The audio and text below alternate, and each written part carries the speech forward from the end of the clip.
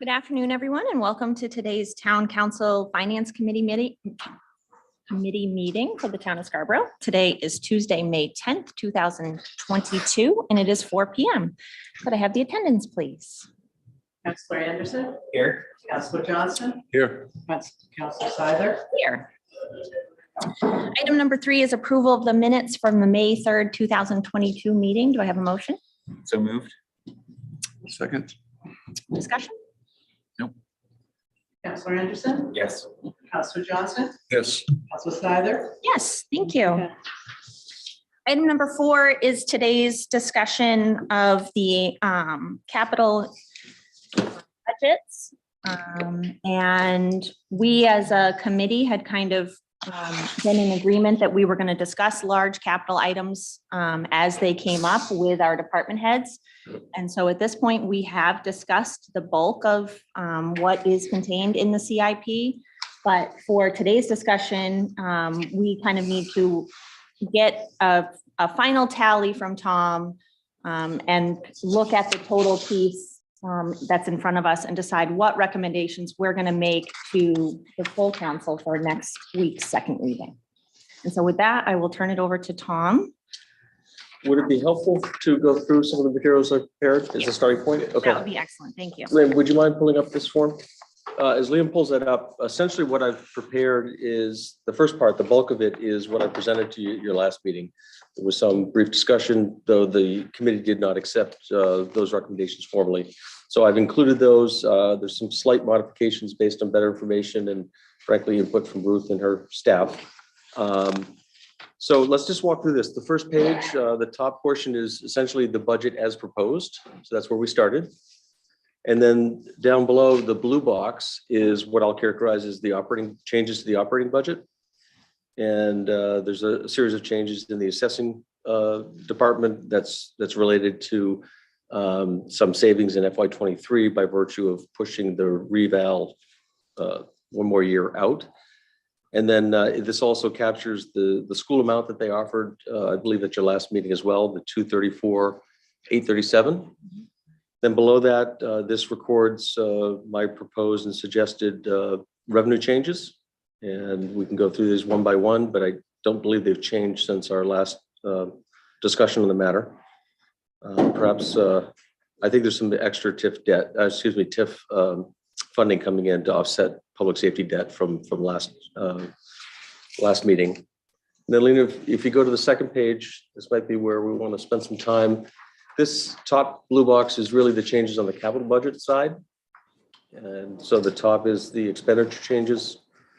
The one change that I would note is listed at the top there. There was a townwide facility study that we'd proposed. And that's really for us to get a handle on our facility needs and start to really informing our capital planning and budgeting. We need to get some staff things in order before we do that. And frankly, we've got a number of other studies ongoing. So we think we can push that off for a year. So I do propose that we delay that a year. I believe everything else, with the exception of the library, and I think that's worthy of its own discussion, is consistent with what I brought forward to you last week. And then I want to draw your attention really to that middle kind of thin blue box. It just says education and town capital reserves. That's essentially, if you take into account the adjustments that I've just kind of run through very quickly, what's left for the finance committee to reach the town council's goal of 3% or less. And so wrapped into this is a further matter for your consideration is eliminating the town capital equipment reserve that I had originally proposed. That's $200,000. And then that leaves about an equal amount, $197,000 for the school department to identify on their own. Just a reminder, not that you necessarily need it, but council has bottom line budget authority. So I don't think, and nor should you, concern yourself with the particulars of where that may come from. For my part, I did have conversations with my school counterparts and made them aware of this. And I believe their intention would be for the Board of Education to make those final adjustments subsequent to the council taking final action and actually identifying the amount that they need to close, if you will. I don't want to speak for Kate, but it didn't appear in my brief conversation with her that that order of magnitude was terribly problematic to her. But again, she can certainly speak for herself, and I hope she does. And then the bottom column really kind of brings us back to where we started. This now reflects, again, the total sum of all these proposed adjustments. And you'll see conveniently it lands us right at 3%. Shocker, right? So I'm pleased to kind of go back and go through any level of detail that might please you. There's an attached tax rate computation page that correlates to and records all of those adjustments, and again, brings us down to that bottom line. As an aside, I will mention it appears as though the work is certainly ongoing still with the assessing department, but it appears as though the final valuation is likely to be in excess of even my prediction, which is higher than the council's policy. So I have a high degree of confidence that even ending at 3% in the final analysis, when the valuation is known and the commitment is made, will be below 3% in the final number. So forgive me, that's a very high-speed, quick overview, and I'm pleased to kind of go back and talk about particular elements that they may want to spend some more time with. So before we get into any of the adjustments that Tom made, I would like to keep the first part of the conversation focused on the CIP if we can. And then as we work our way through the agenda and discuss our recommendations to the full council, then we can kind of incorporate Tom's new information from today. So do either one of you have questions or comments about the CIP that you'd like to ask Tom or any of our staff? We have many of our department heads here. Thank you for joining us today. Can I ask a question about the sheet that's related to the CIP? Just Absolutely. to make sure I understand. So Yes, in here, please. you did a reduction for the library building construction. Can you talk about? Yeah, really this, I would characterize this as a corrective action to something that should not have been included in the original proposed budget, but it is, and it was supported in first reading, and so it needs to be dealt with. Remarkably, we've been remarkably inconsistent how we've handled capital items that require voter approval historically. We've done it both ways. And later in the agenda, we can have some discussion. I propose some language to perhaps start to unwind that a bit and clarify it in the budget order. But the fact the matter remains is that the council does not have the authority to grant appropriation authority for an item that of this nature, given its size, value rather. And so therefore, it really, because it's beyond your authority, you can't grant authority. And so the language I propose recognizes that, so it actually removes it from the capital budget, because if it was a part of that, de facto, you are, some could argue, approving it and providing appropriation authority when you can't. So part of that is to remove the 2.2 or so million that's programmed for FY23, and but then to recognize that there is this project of a certain value that requires voter approval. And I guess what should give you some comfort is, I did review this with the town attorney. The language in the order really doesn't have legal effect, but I think it has some practical effect by recognizing there's this other thing that requires a separate process.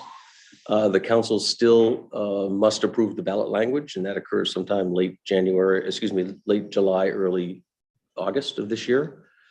And at that time, there'll be a subsequent and a final council vote as to whether or not this goes on the subsequent election ballot. Does that help answer your question? Maybe just a follow-up.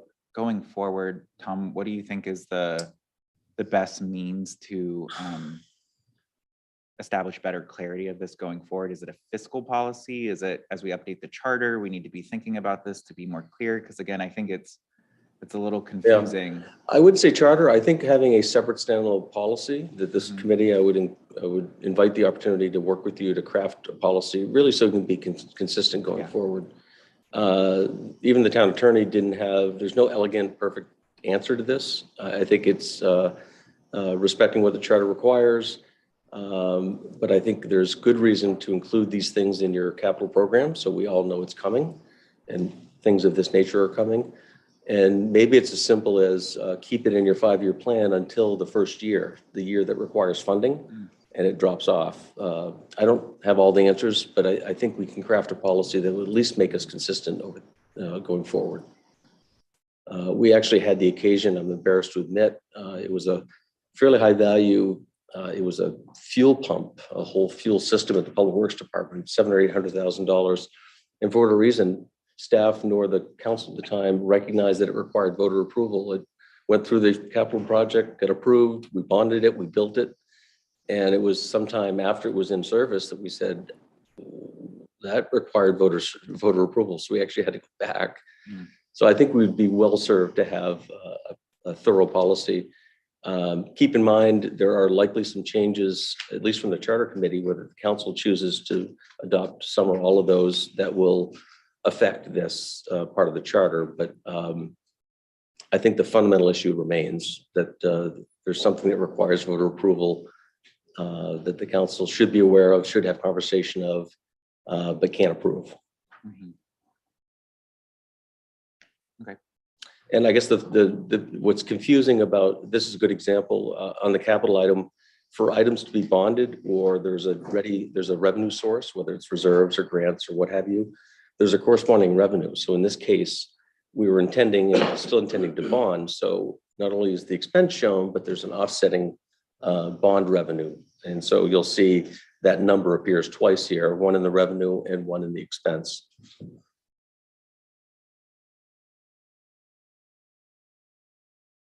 You good? Yeah. Mhm. Ken? I just wanted to build on that. Maybe it's a different discussion. Right. I agree with what you said. So, and typically an item like this would come through the finance committee anyway to vet the basics of it. So when would that happen if it's not in the budget process? Well, I know from past meetings with folks in the library, there's been an interest in understanding operational expenses that may come with this expansion. And in talking to the library director, that work is underway. And I believe it will be provided to you, and we can use this committee as the sounding board to understand some of that. If there's additional information that you think the council and the public needs before this comes back before the council officially to be approved for the ballot, we should know that sooner than later, just so they have time to respond. But beyond that, just from my experience, there's been a fair amount of buildup over a long period of time and due diligence done on this project. I would dare say this is probably more detail at this state than other projects that ultimately go to the voters. So from my perspective, I'm not sure, other than the operating expenses, what's lacking. And I'd love to hear if there is things. I'm gonna put a pin in the library though.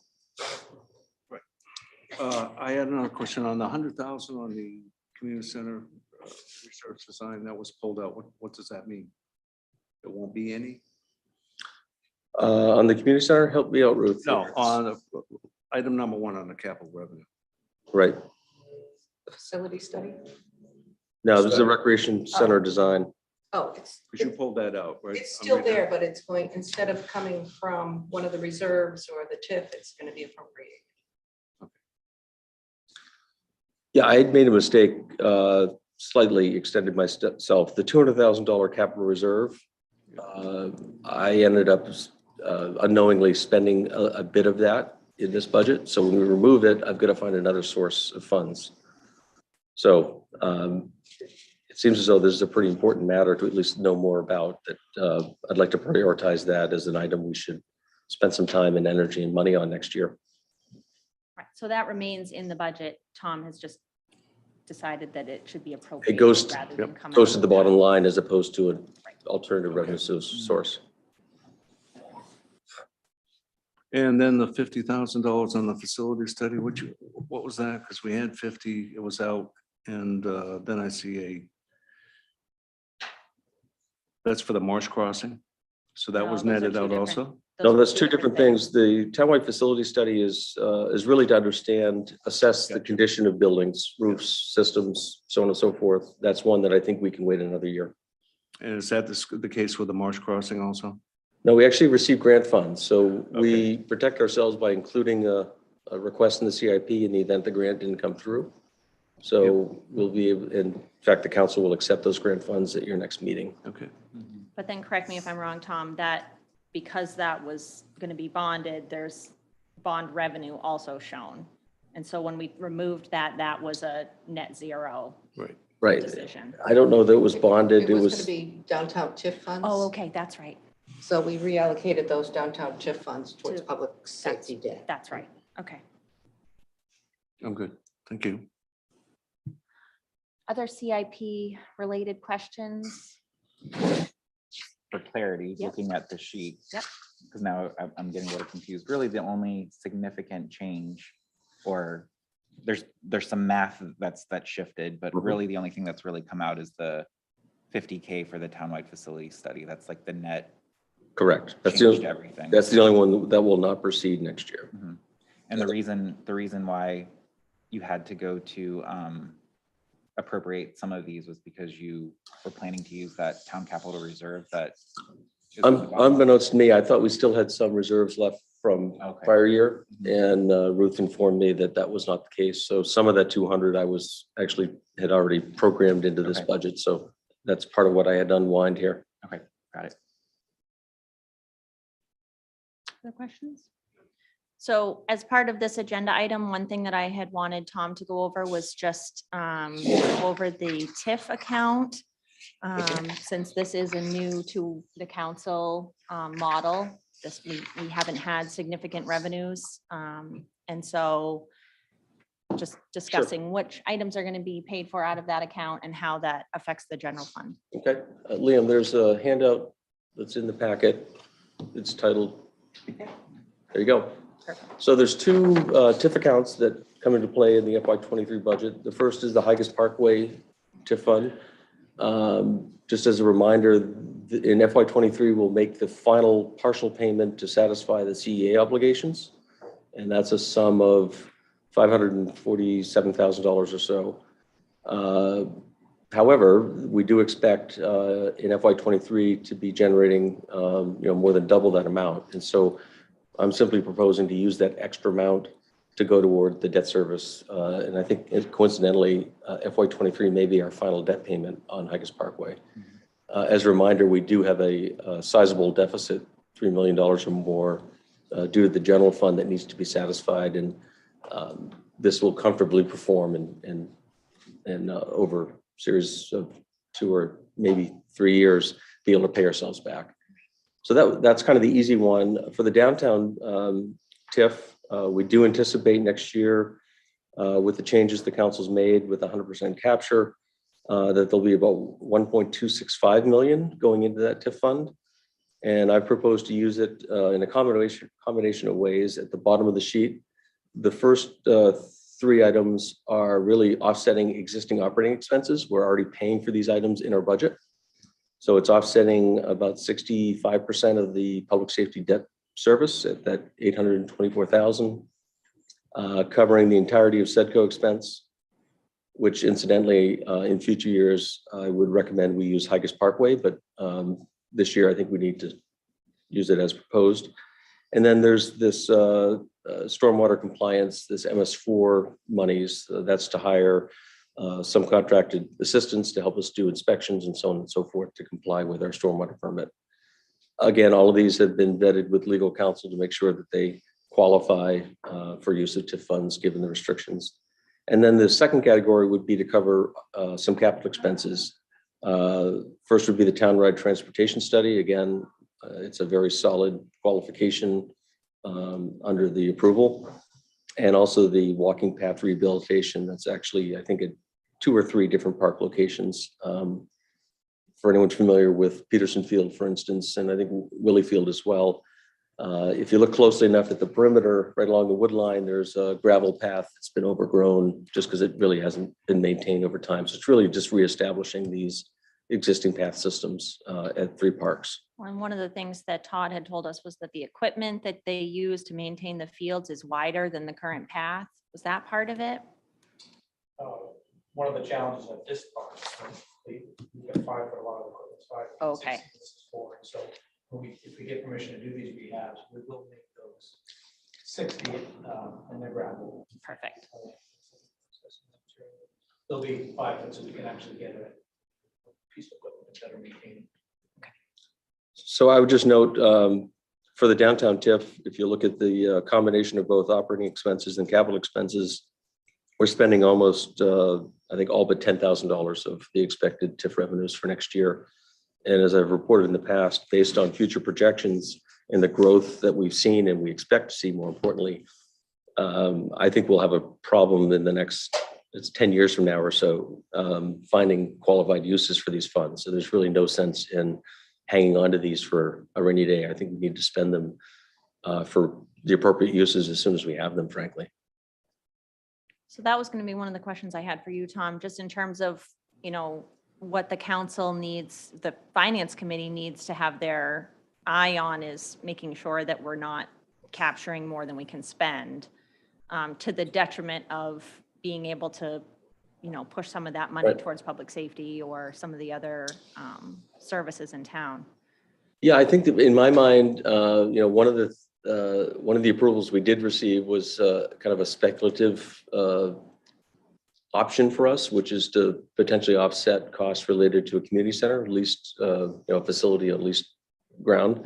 I think if that comes to fruition, I think that changes that equation considerably.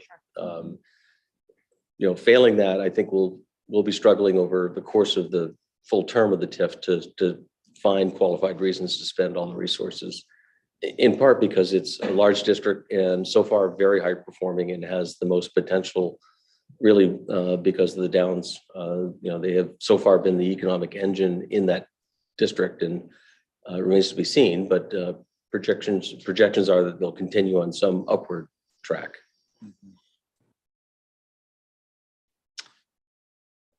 I guess the final piece I would just remind you and compliment you at the same time, as part of the approvals in the TIF document for the downtown TIF, you've self-imposed, I think, a pretty important requirement, which is decisions on use of TIF revenues will be done through the budget process. Mhm. And so these conversations are being had at the same time with all other priorities. And a great example of being able to identify operating expenses that we're already paying money for, I think it's really good to have this conversation and consideration at the same time all the other budget priorities are being discussed. So I think that was a wise move, and I think it gives us annual opportunity to dive into this. And I'm gonna be working with Ruth and her team really to make sure that we have a good, solid foundation and then good history to report on how we've used these over time. Because as we go forward, I suspect we may have dozens of different uses of TIF funds. And so it's going to be really important that we've got a very good paper trail. So this sort of document, being an exhibit to the budget, will help preserve some of that history. And we want to spend the time up front to get the systems in place to track it accurately. Yeah, I think that's probably going back to our earlier conversation about the CIP policy for things that need to get bonded. We probably need to think about what does it mean for CIP things that we would use TIF revenues for, because we have the community center still in the CIP. But to your point, if it's in there because it's not a year we're expending the Mhm. funds, like if that's the policy, I think as we go forward, need to also be clear on how TIF revenues are used when they exceed that $400,000. Yeah, like the public safety building, if a community center is in our future, ultimately, once we build it, presumably we'll have to finance it. And so those will become debt kind of operating expenses. But initially, and there's obviously 2 capital projects here, they're kind of once and done. They don't reoccur. So your point's well taken. Go ahead, Ken. Sure. Yeah, on the Hakus Parkway TIF, Tom, Mhm. like you said, it's the CEA is expiring fundamentally coming year, which is in our budget. Mhm. Yeah, it looks like there'll be roughly about $200,000 left over from taxes brought in the last payment. Am I reading that correctly? I believe the expected payments into that TIF fund next year is really the combination of, Liam, if you can just scroll to the top, it's the 734.43. Nope, back down just the top. There you go. And the 547. I'm looking to spend it all, so to speak. So when you say we're gonna use that to pay ourselves back, that's things that we paid for in the past through taxation. Yeah, the We can TIF, now recover that. the Higas TIF, really until the Gateway Beacon project came online, was underperforming. So our intent originally was to pay the debt service costs with the investments we made to put in utilities along the parkway.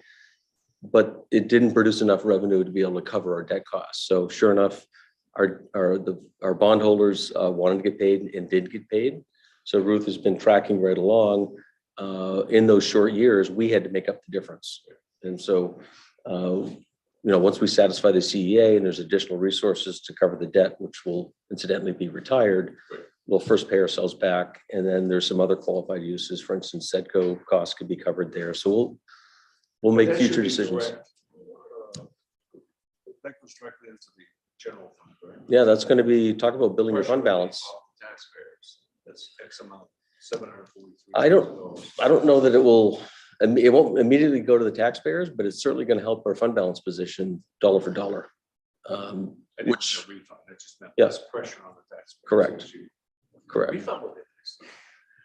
You can choose to do that with unassigned fund balance if you wish. No, I'm good. Thank you. Well, I mean, it brings up a good point. I mean, we always have some concern around the size of our fund balance and our inability to really grow that materially over time. This will be an opportunity because that deficit shows itself negatively historically. Once we start paying ourselves back, that budget position, that fund balance will be improving dollar for dollar. Still haven't figured out the accounting mechanics of how to pay ourselves back, but we'll get there. Other questions about CIP or TIF related revenues? Great. So item number 5 is adopt final budget adjustment recommendations. This is really taking a look at this final sheet that Tom has prepared.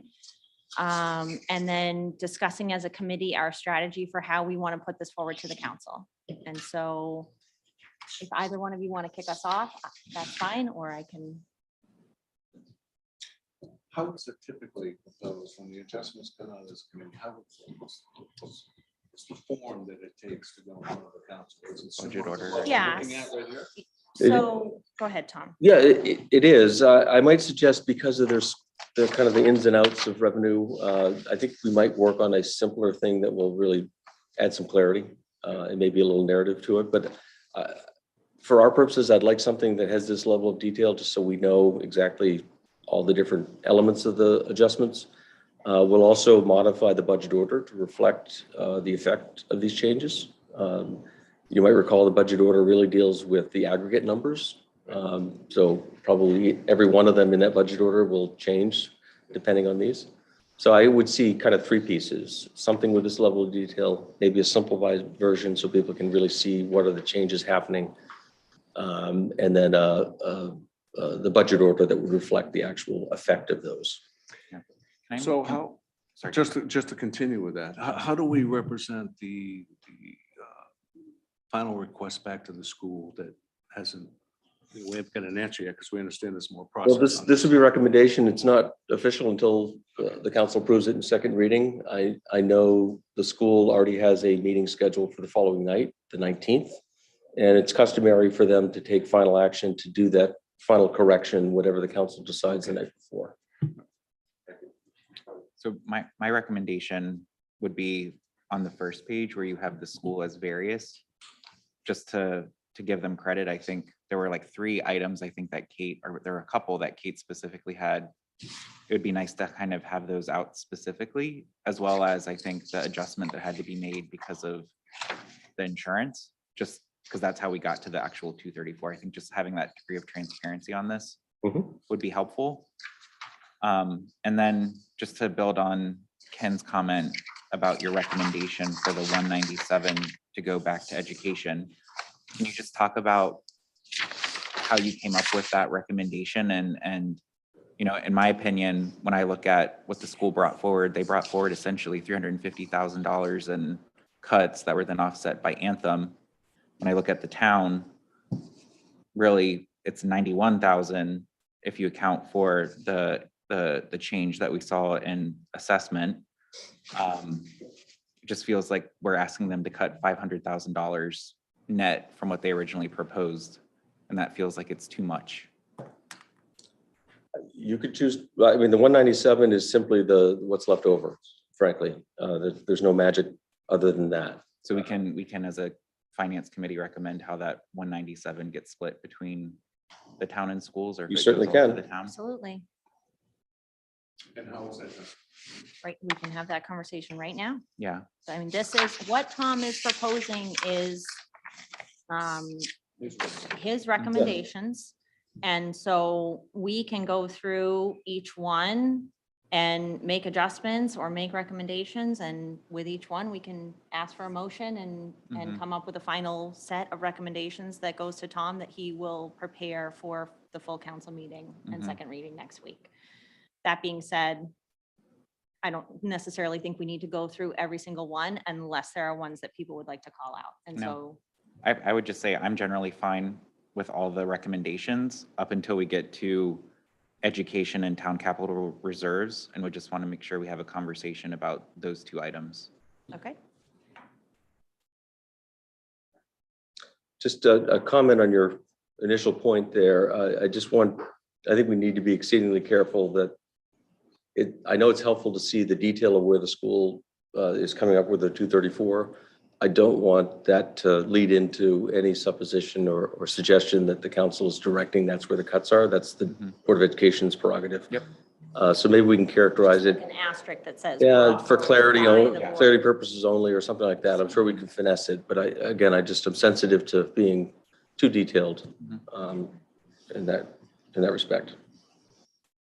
So Counselor Anderson, it sounds like you would like to discuss the 179 and potentially doing what with that? Can we talk about the capital reserve first? Sure, Because I have absolutely. a different, more specific recommendation there. Go for it. So I hate to see us cut that because I see the value in us having that as part of the budget. And given what you said, Tom, about how we anticipate that the valuation will likely come in maybe more favorable as it typically does, or other revenues might come in more favorable. I would be comfortable if we kept that in the budget, but perhaps added some language in the budget order that said, to be revisited once the final valuation. Meaning like we have this reserve set up, we're supportive of setting up that reserve. And then confirming that when we go to the final valuation to make sure that we want to keep it and then adjust the budget if we need to. I was going to ask if Tom wanted to speak to that first. I'm just trying to think how that would work. I suppose the council can amend the budget whenever it chooses and however it chooses. If you were to provide language in the budget order, that would be kind of a directive to the assessor. I think you'd also have to indicate what your expected tax rate is.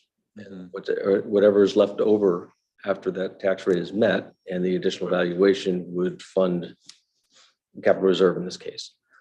Can it be as generic as saying that if the proposed tax rate is less than 3%, then the $200,000 will be put into the reserves and not specify what the tax rate would be? Just say less than? Mhm. I suppose so. Yep.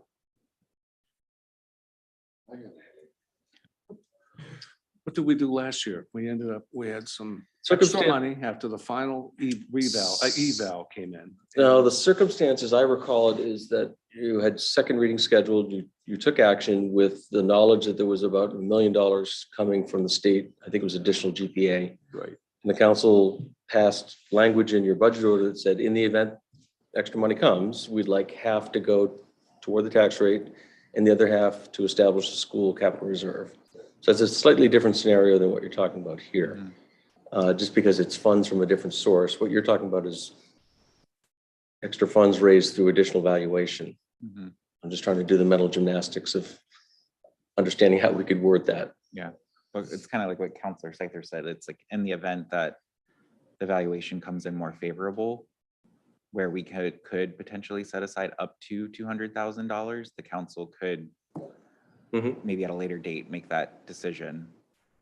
Yeah, I'd love to have it be automatic as opposed to requiring a budget amendment. I That would would be my agree with- preference. I would Mhm. agree with that. Ken, I mean, in terms of a thought experiment, I am happy to have this conversation. I think sort of fundamentally, and the more I thought about this as we went through the budget process, I actually don't support the creation of the capital reserve equipment account. I think that for me, that feels like raising money through taxation for something that we're going to put on the side, as opposed to letting people keep their money for themselves Mhm. and then asking them for it when we know we're going to need to spend it. And so it's really just kind of a philosophical difference. And so if the majority of the committee wanted to prioritize the creation of that account, I would certainly entertain a motion to put that forward. And have that discussion at the council level potentially as an Mhm. amendment. But for me, the creation of the capital equipment reserve is not a priority. Mhm. If I could offer two comments that might be helpful. To my earlier point that given the Hikers Parkway and the fact that we're going to be in a position of paying ourselves back, our fiscal and financial policy has a built-in mechanism to start funding some of these reserves. So it seems to me it's going to take a couple of years. We'll be in a position of kind of, by virtue of existing policy, creating these accounts because we'll be in a position of having fund balance above 10%. And so that if that That would trigger it. helps. Then I give you changed my comfort. mind. I think and that's a really interesting point too, because I think I'm much more on board with the creation of it when it goes through Yeah. some kind of policy Mhm. trigger. So this would be when our unrestricted fund balance gets above the 10% that excess Yeah, revenue. it would dictates go what we're into. supposed to do. And then when it goes above 12%, there's further instructions. Mhm. Just the other thing, just to keep in mind, rough order of magnitude, but for every $10 million of new value, and I think that might be a real stretch at this point, Mhm. that would reduce the budget by about 150,000. So Mhm. I just wanted to kind of put that, I don't think 10 is the number, but the math's easy using 10. So we're not likely to get to 200 anyway, Mhm. in my view. It's fair. So I'm good keeping it then as is. Okay. I take back what I said. That was a great thought. Yeah. Okay. Yeah, We Ruth. do have a financial and fiscal policy that does recommend creating the capital reserve. Yes, we do. And the other purpose of it was so that we don't bond these items. We already have the funds available to us. So that's Mhm. just an FYI. I would suggest maybe that's another action for finance to talk about and revisit that policy and just make sure we're aligned going forward. I agree. Okay, so let's discuss the 179, 197, yep. 197, Mhm. sorry. Okay, do you have a proposal? I'll throw out one just to start the conversation. Go for it.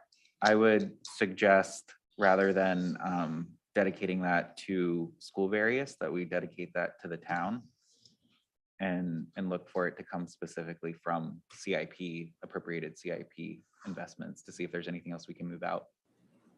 The total amount. Yep. Ken?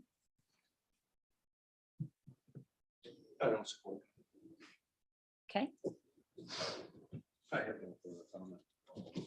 okay.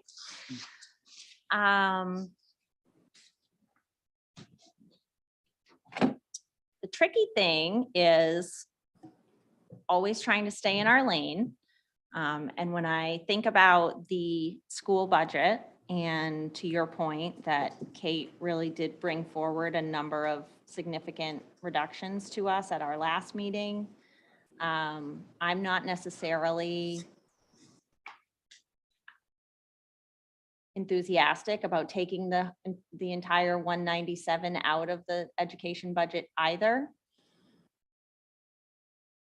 I don't know what the fair split is. 50-50. That feels arbitrary, I guess. And I don't mean that rudely. I just mean like, Yeah. I understand the sentiment. I just don't know the best way to go forward. We I would certainly entertain 50-50. I don't know. How about ratio of the budget? 68, 32.5.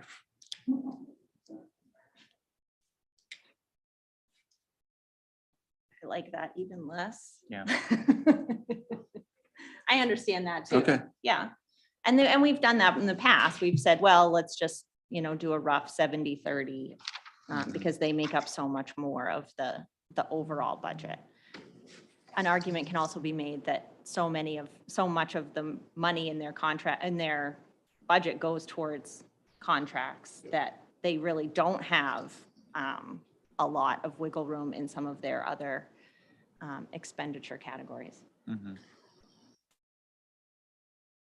We need to make a motion that will pass between the three of us. And While 50-50 is arbitrary, to your point, like, I feel like I could support 50-50 if we wanted to agree that that's how we wanted to adjust that. okay.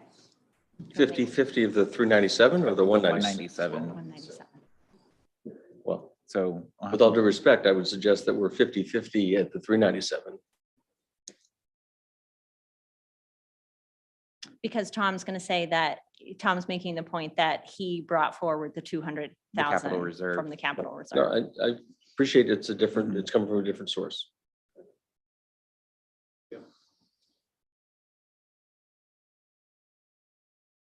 I think we get into a little bit of trouble trying to justify it or keep it even or, overanalyze who gave up more. That doesn't feel right to me or feel good to Mhm. me. I am fine with the sentiment that you think 197 at this point in the budget process is too significant of a reduction for the school budget. And if you want to make a motion Mhm. to suggest something else, So I move that we reallocate the education 197 to split it equally among the town and education, Department of Education. second? Discussion. So I just go back to, personally, I think, going through the whole budget process, there might be some things in IT where maybe we could potentially look for some funds. I know there were a lot of requests for a lot of new software that, again, could be maybe prioritized and pushed out. Again, I'm assuming there's some things in our CIP. I know I said at the first meeting, I felt like the community service budget was a little inflated, going almost double to what was going to the taxpayers from an appropriation.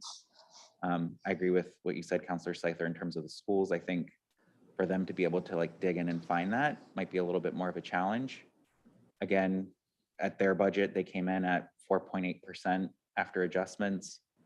The town is still over our 5% budget goal that we set, which, might have been a little low, but I think that's what's driving us over our overall goal that we set. Because right now I think we're at 6.3 or 4.9, depending on how you look at it. Yep. So I feel like pushing that to the town, or at least splitting some of it to the town, would drive that number down too, potentially. Get us closer to our goal. Other discussion? Ready to vote? State the motion. The motion is to split the 197 that currently appears as a recommendation from the town manager to come out of the school operating budget equally between the municipal budget and the school budget.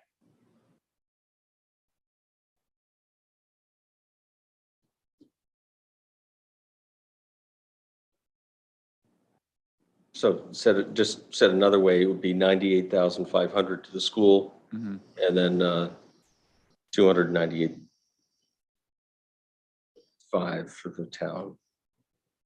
Versus 197, 197. That is said another way. Yeah. I might say that it's 97.5 for the school and 97.5 for the municipal side from that particular line item. Mhm. 98.5. 98.5, thank you, Ruth. So the motion's on the table. Are we to vote? Yeah, if Ken is ready. Call the vote. Ken's on his phone. I'm just Ken, doing what some can numbers. I- My calculator. I didn't Yes. think you were. Start to do the jump rope thing. No. Counselor Seiler. Yes. Okay, so the motion passes. So the updated recommendation, just to restate, is that Tom had previously brought forward for today's consideration, 197,000. Yeah, can you put the pointer on it, Liam, for me? Thank you. And the motion that passed is to split that evenly between the municipal budget and the school budget for adjustment purposes. Clear? Mhm. Okay, perfect. I apologize. We probably at some point should have discussed where we are in terms of our goals before we really got into the nuts and bolts of making adjustments. And so I'm actually gonna Mhm. back us up a little bit and I know Tom had prepared a sheet that just kind of Yep. went I think over it's where the we were. Final one in the packet. Which one is it? It's the very last page. So the council's goal had three parts this year. First was 3% less tax rate increase. Second one was 5% or less gross budget increase. And the last one was 15% or less debt service to operating budget ratio. So obviously, in spite of the amendment just made, it's still the same bottom line. We are right at 3%. And then I'll flip to the last one next. We're comfortably below the 15% and have been really since the beginning of the proposed budget. And I'll take up the gross budget last, only in that there really wasn't definition as to how to calculate the gross. And so we've done the best we can. We've done some equalizing for FY22 and 23 for comparative purposes in terms of intergovernmental activity, so on and so forth. So I guess I'll let Ruth speak to the two numbers that she reports here, but obviously it involves it considers whether we involve overlay TIFs, CEAs, and food service and capital. The 4.9% I determined based on the fund balance policy. In that fund balance policy, it defines what would be included in the determination of what our fund balance should be. And the one item I think I left off is that under the fund balance policy, it talks about capital equipment. Mhm. And so on the town side only, I backed out anything that wasn't capital equipment. I didn't do that for the schools because I frankly ran out of time, but so that's why it comes down to the 4.9. If we include all of these other things, the overlay, the TIFs, the CEAs, et cetera, we come to the 6.32, and the TIFs, last year they were like 200,000 and this year they're like almost over that. 2.2 million. Yeah, 2.2 million. So that's a huge piece right there. So to my mind, it makes sense to exclude those things that are too fluctuating. Mhm. At least comparing one year to the next where there was a significant change in the TIFs in particular, perhaps 23 and 24 will be much more comparable. Yeah. If I could just offer, I'm trying to recall the conversation where this goal was set, and it seems to me there wasn't much discussion. No. Which left me with the impression, the 5% historically has been part of the conversation, really as part of a first reading goal. The concern historically was that out of the gate, we will never meet because it's so early in the budget process, and that's what grabs the headlines. Let's come up with a more logical goal, kind of starting the conversation. And generally speaking, history suggests if we start in that 5% range, we'll end in the 3% tax rate or less. I think that was the genesis, and perhaps we just need to better define what that is and how to calculate it. Mhm. So I don't think anyone's at fault. It's just maybe something that we can improve on next year. Yeah, I think we're Another- at a little bit of a disadvantage here Mhm. in terms of that goal, because as my memory serves, really it was kind of driven by Counselor Johnson, who has left the council, and Chairman Clucci, who is really not here to explain his rationale. And we haven't touched on it at the council level since we said it. And so I think for us as a finance committee, in terms of really being grounded and dedicated to that goal, that has not been a high priority for us as we've worked our way through the budget this season. Mhm. I think the genesis of this was really about trying to make sure we have like a more healthy approach to how we're looking at budget, that we're just not focused on that 3% or less tax rate. Yeah. So I think this was our first attempt at trying to do something of that. And I think, Tom, to your and Ruth's point, like there's probably a better way to set goals going forward if we want to have a mix. And this was probably one that was a little too generic, that wasn't thought through. I know the 3% has been a historical thing, and that 15% came because of the analysis that was done that showed we typically hover around Yeah. 13% Yep. for debt services. And so the 5% I think was more of a, sticking our finger up what feels right. Yeah. And perhaps, like, as you mentioned, another action for the finance committee from a policy perspective is to think about, what are good goals to set going forward, and how would we want to consider gross budget? Would we define it and kind of Ruth's A or B? 'Cause I Right, feel like you certainly gave- how we Yeah. characterize How we calculate and it. calculate Yep. gross Yeah. budget needs to be defined Yeah. before we give it to the town as a, Yeah. staff as a goal. So that coupled with the fact that we've got such a distinct difference in TIF revenues and in unprecedented inflationary times, I'm not sure if this is the best year to be using that number. That's true. That's That's a good true. point. But that was like the inflation stuff didn't really kick off until after, right? We set this goal. I don't think that was. It didn't, but here we are, Yeah. our budget is considering that. Evidence sure. of that everywhere, yeah. Sure. Yeah, so I'm fully prepared to, defend that to the full council as to why we maybe missed the mark on that goal.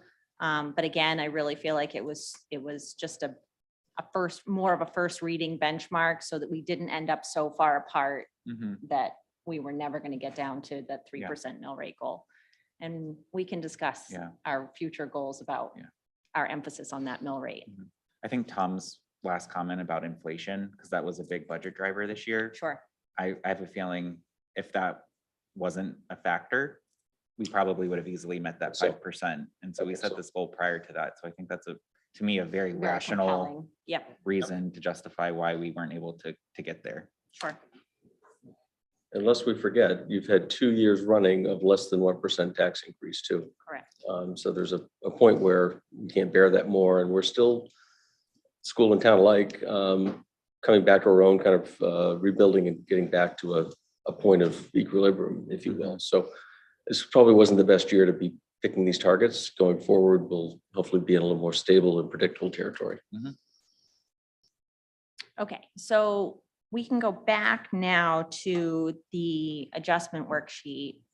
Is there anything else that Counselor Johnson or Counselor Anderson that you wanted to address from Tom's proposal? I don't have anything. Thank you, Tom, for doing this. I know this was a lot of work to try and figure out all of these items to recommend, and I think they're all reasonable and make sense. So as a point of process and clarification, now that we've asked Tom to make an additional adjustment to the municipal side, you'll be presenting that at second reading as part Yeah, of the, I've got some work to do. I don't know where that will come from. It likely will touch a number, maybe many different line items to come up to that total. But yeah, I'll provide that level of detail. okay. Other questions?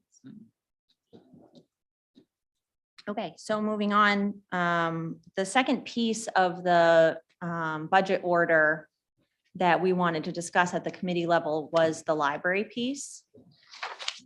And so as Tom had mentioned, this is going to be presented to the full council for second reading, and the budget order really just sets the bottom line numbers. And so there will be red line adjustment numbers from first reading for us to approve as a full council. But then Tom has also proposed language around the library CIP that I would like to recommend we offer as its own amendment. And so that would be shown to the council as, or offered up to the council as an amendment to the budget order. I did speak to this, but perhaps it's best to pull the language up and we can actually look at it. Liam's doing that right now. So as he pulls it up, there's two interrelated components to what I'll call amendment number 2, if you will. And I say that because I presume that what you just did will be kind of a single amendment that has multiple parts, just because it's all connected, that the budget adjustments. And of course, councilors are free to bring forward additional amendments. I will talk to the council leadership and ask for councilors just to make us aware of your intention, just so we can be prepared and help support you in drafting it properly. But back to the library, I think where we erred, as I admitted earlier, the last paragraph there deals exclusively with the capital budget. And that total that was in my proposed budget and also in your first reading budget included the FY23 request from the library, which was $2,288,157. It was, I think Nancy characterized that as kind of from a cash flow analysis, what is required, what would be spent in year 1 of their project. Because the council lacks the authority to approve that, I think it's really important for you to back that number out of the capital budget approval. And beyond that, add this additional language, and I'm open to suggestion if I haven't worded it properly. But essentially what this language does is just recognizes that the council authorizes it in the capital budget. They know it's there. It's come before you. But it further acknowledges that it's subject to appropriation authority granted by the voters. And as I said earlier, this matter will come back before you again for your final vote and consideration to approve the ballot language. I don't want to get too far in the weeds here, but I just want to point out the number that's shown there, the 12.9. I just simply added the request in the 23 and 24 part of the CIP for the total project costs. At least the portion to be supported by Scarborough taxpayers. I believe the project cost is higher than that because of fundraising and other items. Beyond that, we have the ability to pay ourselves back for investments we've already made. I think it's about $390,000 in soft cost.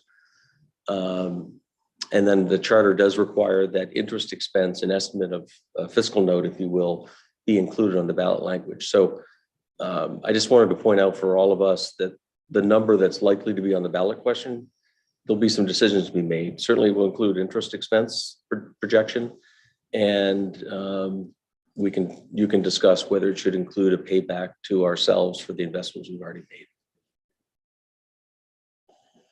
So from a process standpoint, this is just a recommendation from the finance committee as to how we want to handle this going to the full council. And so as I've suggested, I think that this should be its own amendment.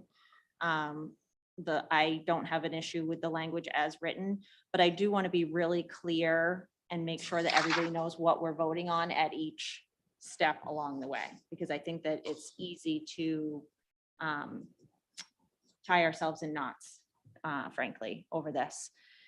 And so one of the, this ultimately goes back to the fact that we have kind of been inconsistent about whether or not that these expenditures that we do not have the authority to appropriate appear in our CIP. And so with this language, we're saying we are recognizing that this is the amount and that this amount is to appear in our CIP. Mm-hmm. As a standalone amendment, this, I feel like this is where the council has the opportunity at second reading to say, yes, I support this being in the CIP, or no, I don't. That does not mean, and Tom, please correct me if I've talked myself around, that does not mean that when the library comes before us in July, that councilors are bound to vote one way or the No. other. And there is that mandatory second vote on whether or not this project will go to referendum. No, I confirm with the town attorney that this is pretty much without legal effect. I think it really helps unwind what I started with the proposed budget. But it also adds some clarity that there's this other thing out there. But absolutely, the council is the gatekeeper. You decide when and if a matter goes to the voters, and that is a subsequent vote that the council, so nothing here would bind you, in my opinion, to that, making a final decision. You're not. So Tom, the question that remains that I have for you is if the amendment fails and the ordered amount is not reflected in the CIP, does the library still have the option to come forward in July and request a referendum? I believe so. I believe so. I would recommend that the numbers at least change. Well, they have the right to ask for it. You have the right to deny it as well. I think that's the Yeah, so pivotal the piece. question is just, they have the right to bring it forward to ask. Yes, if this language fails, I would still highly recommend that you remove the 2.2 million out of the authorized amount because you don't have the authority to authorize that. So I think that ought to happen regardless, just to make sure that you're not doing something that you don't have the authority to do. The one, as you were describing this, and as I read it, the one comment I have is the word authorizes in there. You said recognize, and that's what I was thinking when I read this. Like, to me, it makes more sense to say we recognize that money because it goes back, Tom, to what you said. We can't Okay. authorize. Yeah, fair enough. Fair point. I think that could be used equally well. To me, the real phrase that matters is the appropriation authority. That's what gives us the authority to spend money. But using it interchangeably there is a bit confusing. So it might be worded slightly differently. I might suggest be it further ordered that the Scarborough Town Council recognizes the sum of 12.9 in the capital budget. That would be my suggestion. It's minor, but I think it matters because of this whole authorization discussion we're having. Yep, I think that's a really good point, John. So Tom, you said this would be a separate amendment. I would recommend that you bring it separately. Order matters. Keep in mind, the action you just took did remove the 2.288157 already, which I think is good and you should be doing. So I guess there's no harm in that coming forward and you taking them in the order that you're considering tonight. Okay, so to the point you made a couple of minutes ago, that 2.8 has already been removed from. Yes, the two number capital. changes here would Yep. have been would be accomplished by virtue of the action you just took. So we'll categorize those appropriately on the budget order. The second amendment would be this language only. Does that make sense?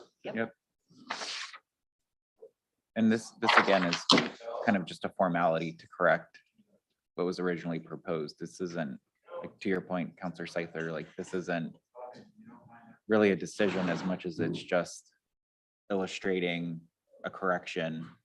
And then the decision point comes later when the library brings the request for referendum. For me, I think I would take it maybe just a step further and I would say that if the amendment fails and council gives comment as to why they're not in support of that language, that will provide direction to the library for their ultimate request at referendum, when they request to go to referendum. And I say that without knowing where other counselors necessarily sit on this, but that is a possibility. Which is why I wanted to make sure that everyone was clear that if the amended language fails, that the library still it's within their right to come before the council and ask for a referendum. Got it.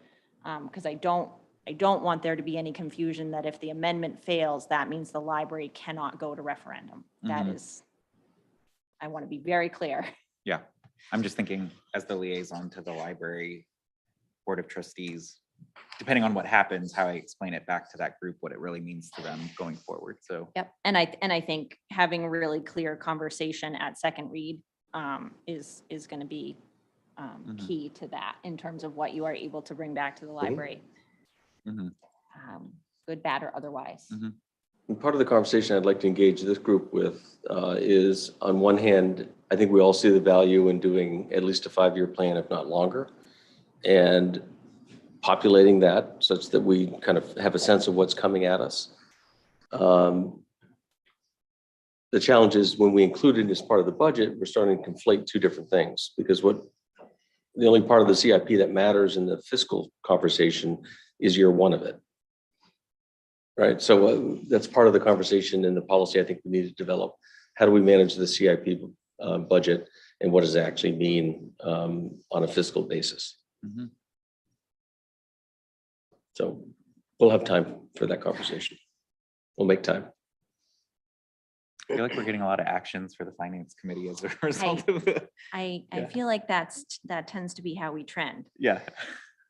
But here we are. So we Yep. made a lot, I mean, to our credit, and to the way that the three of us have worked together through this budget, we did not make any motions or approvals as we went along. Everyone kind of was amiable to my way of doing it, which was to not take any formal action. And I know that for some council, that was stressful because they felt like maybe the process was all going to crash together on this day and that it was going to feel chaotic. But I think we were able to communicate to town staff and to Tom where we were on most things. I think probably the 197. Yeah, you didn't communicate very well on that one. Well, sometimes we That make should be a separate decisions on the amendment. fly. Yeah. Like to keep you on your toes. I have a question for Tom. Yes, go ahead. Tom, based on the library, when it's a big SIP thing going to the voter, in the narrative on the referendum itself, do we reflect the increase in the tax rate at all, the best we can? No. We don't. You may have the ability to provide some additional narrative, but traditionally, there's been a fiscal note that simply estimates interest expense based on a bonded amount. Right.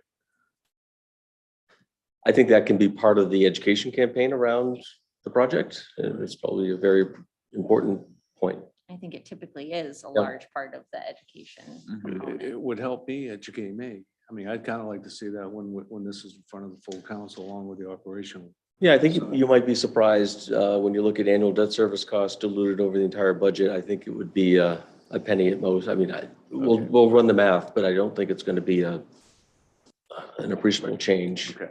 It gets diluted over the entire Over the time. operating Yeah. budget. Madam Chair, I would recommend that you do take formal action on Amendment 2, just so I have clarity.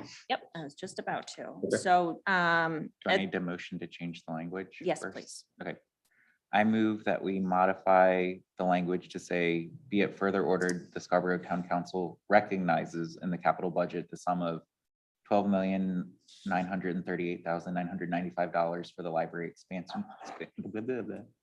expansion project, subject to the appropriation authority being granted by a voter referendum pursuant to section 907 of the town charter.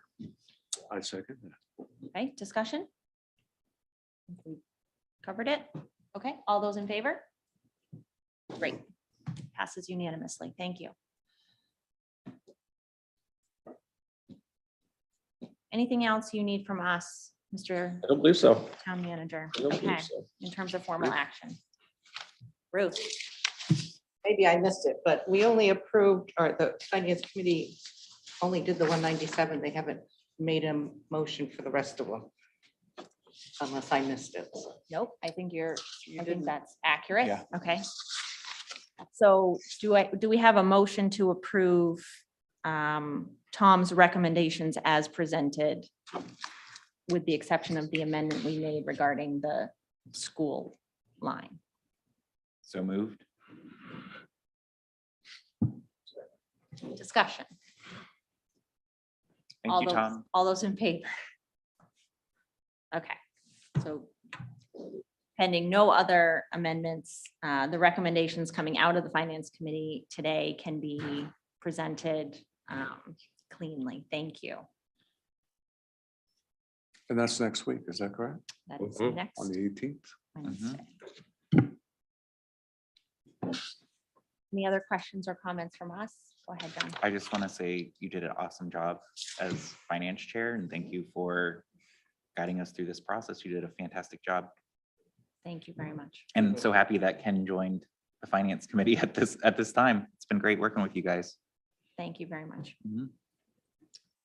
Item number 6 is public comment. Is there any public comment online, Liam?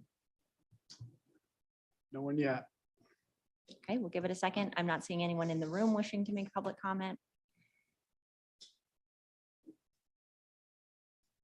Okay, I'll go ahead and close public comment. Item number 7 is adjournment. Do I have a motion to adjourn? So moved. A second. All those in favor? Great. Thank you so much. Thank you, everyone.